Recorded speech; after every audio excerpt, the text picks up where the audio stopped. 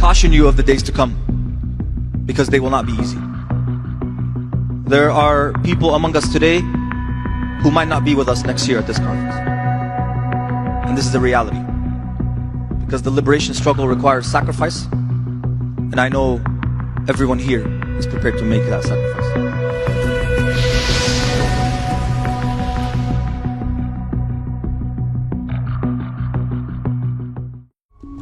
In May 2024, over 100 organizations gathered for the People's Conference for Palestine in Detroit, Michigan.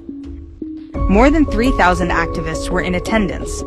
Speakers celebrated the October 7th massacre, called for resistance against the West, and mapped out a vision for the destruction of America from within.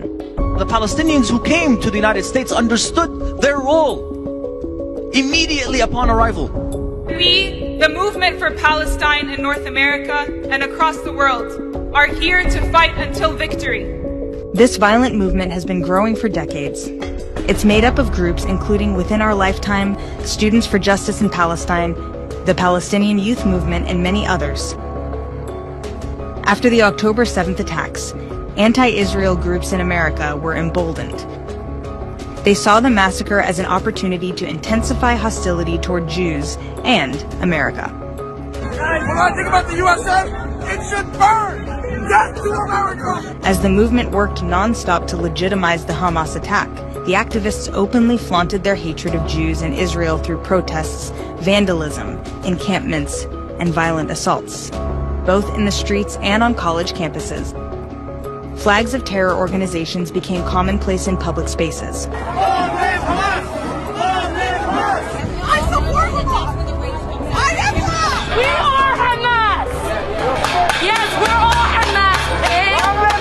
Activists celebrated the brutality of the October 7th massacre, drawing inspiration from the barbaric acts of terrorism. It was exhilarating!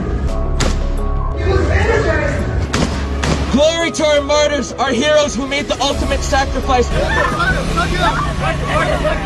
I salute Hamas. A job well done. On October 7th, Hamas declared war on Israel. On October 8th, their supporters declared war on America.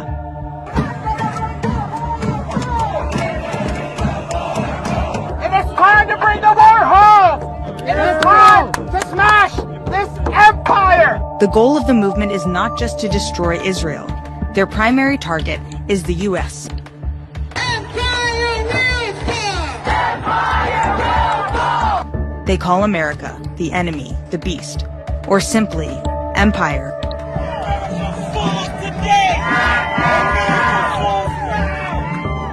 We're in the belly of the beast. We're in the heart of U.S. empire.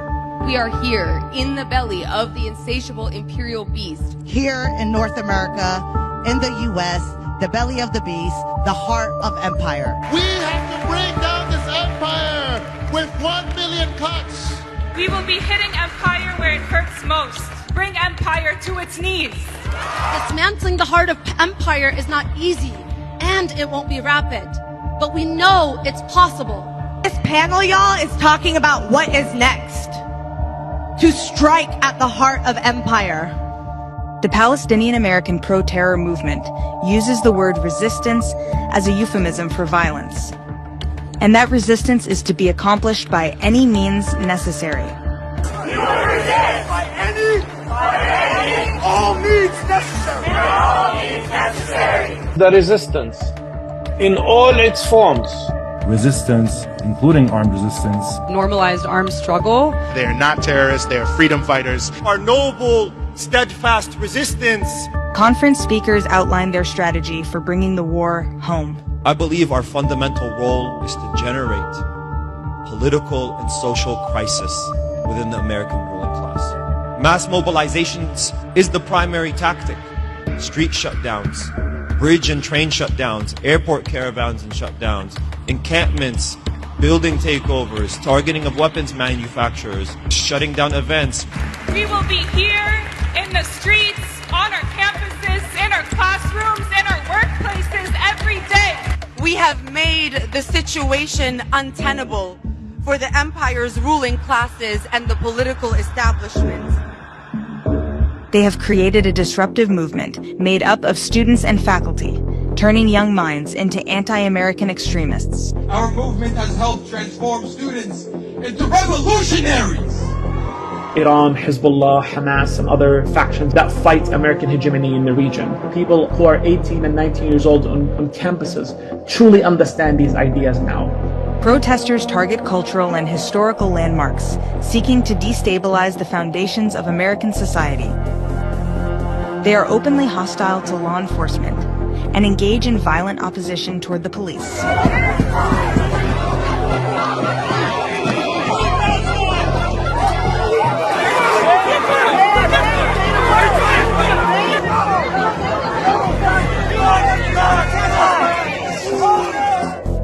The influence of these organizations isn't limited to universities and public spaces. They've even reached the halls of Congress. Congresswoman Rashida Tlaib.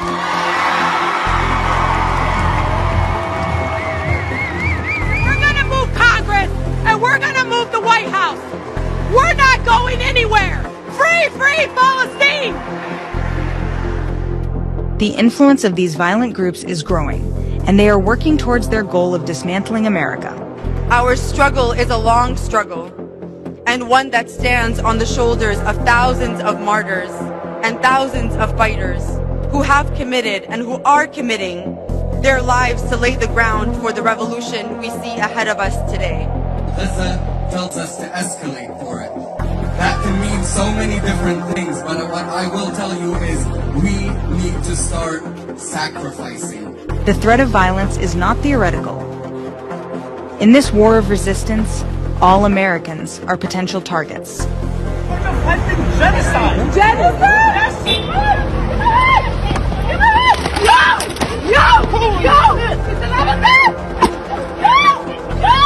These organizations are determined to achieve their revolution, whatever the cost, by any means necessary. Resistance, by any means necessary. If the enemy refuses to die, it must be killed. There is only one solution. The Palestinian diaspora in North America has committed its martyrs for this cause. Students have brought the war home. It is either victory or death. Either victory or death. They're losing their ability to control us. And this means that now the gloves are off, and quite frankly, anything is possible.